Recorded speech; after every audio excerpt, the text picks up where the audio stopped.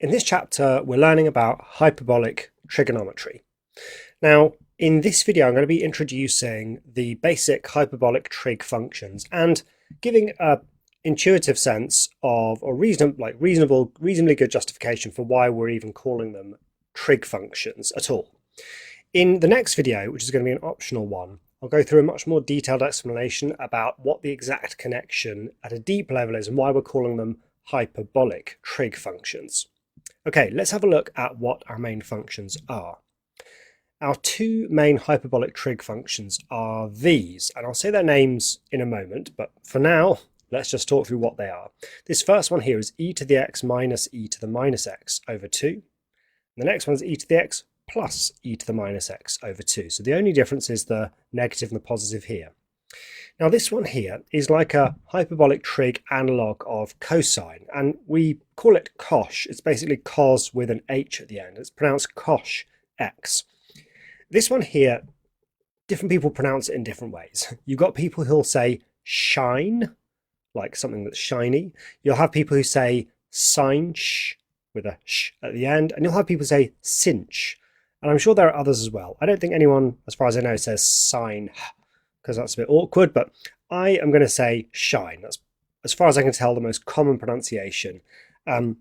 So we've got shine x and cosh x, like sine and cos. Now, why would we just name these exponential functions shine and cosh? What have they got to do with sine and cos? Well, let's think about some of the nice relationships between sine and cos and see if they hold here. So you'll know that sine squared x plus cos squared x is always equal to 1. And you'll also know that the derivative of sine x is cos x and the derivative of cos x is minus sine x.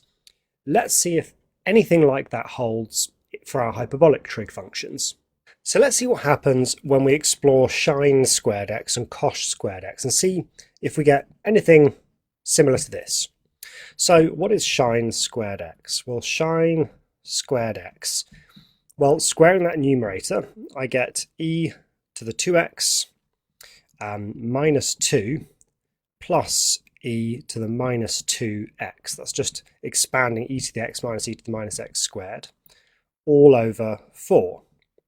And if I take cosh squared x, I get e to the 2x plus 2 plus e to the minus 2x all over 4.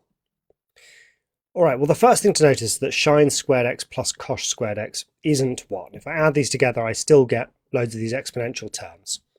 But notice if I subtract them, all of the exponential bits cancel. It's best to start with cosh, actually. And notice that if we do cosh squared x minus shine squared x, well, the e to the 2x, they're both over 4, so we know our answer is over 4. We get e to the 2x minus e to the 2x is gone. We get 2 minus minus 2, so that's 4. It's all over 4. And the e to the minus 2x minus e to the minus 2x is gone as well. So we get this result. Cosh squared x minus shine squared x is 1. So that's our analogue here. It's not that when you add them together it's 1, it's the difference is 1. And it's the other way around. It's cos squared x, cosh squared x minus shine squared x. So there's one similarity. How about derivatives? Well, let's try to differentiate shine x. The derivative of shine x is the derivative of e to the x minus e to the minus x all over 2. And what is that? Well, if I differentiate e to the x, I get e to the x. If I differentiate e to the minus x, I get plus. I get minus e to the minus x, cancelling with the minus there, giving me plus. And what is that? That is cosh x. So, just like sine x differentiates to cos x, shine x differentiates to cosh x. How about if I differentiate cosh x? Well, cosh x is e to the x plus e to the minus x over 2. And when I differentiate that, I get e to the x minus e to the minus x over 2, which is shine x. So there's another similarity. It's not quite the same. The derivative of cos x is minus sine x, but the derivative of cos x is sine x. So here's our nice relationship. We sort of have a Pythagorean identity, except it's not sine squared x plus cos squared x equals 1. It's cos squared x minus sine squared x equals 1. And then we do have the derivative of sine being cos, and rather than the derivative of cos being minus sine, like the derivative of cos being minus sine, it's the derivative of cos x is positive sine x. Now, other things we can say, well, in normal trig world, we have sine x divided by cos x is tan x, and we can do the same thing here. So if you take sine x and you divide it by cos x, which is, well, basically the divide by 2's cancel, and we end up with e to the x minus e to the minus 2x over e to the x plus e to the minus x.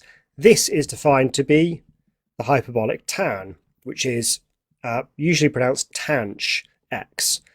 You might think if we call it sine x, we call this than x, but we don't. We call it tanh x.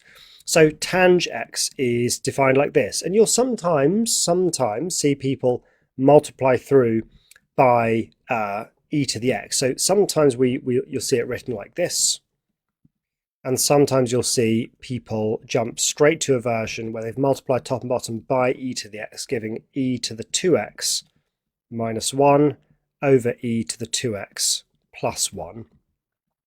But of course they are equivalent. I should have had an x there. So that is hyperbolic trig in a nutshell. We have these two new functions. They're just versions of e to the x and e to the minus x, and they have some nice similarities with standard trig functions. In the next video, I'm going to do a proper deep dive into what the connection is and why they're called hyperbolic. I do encourage you to watch that to learn.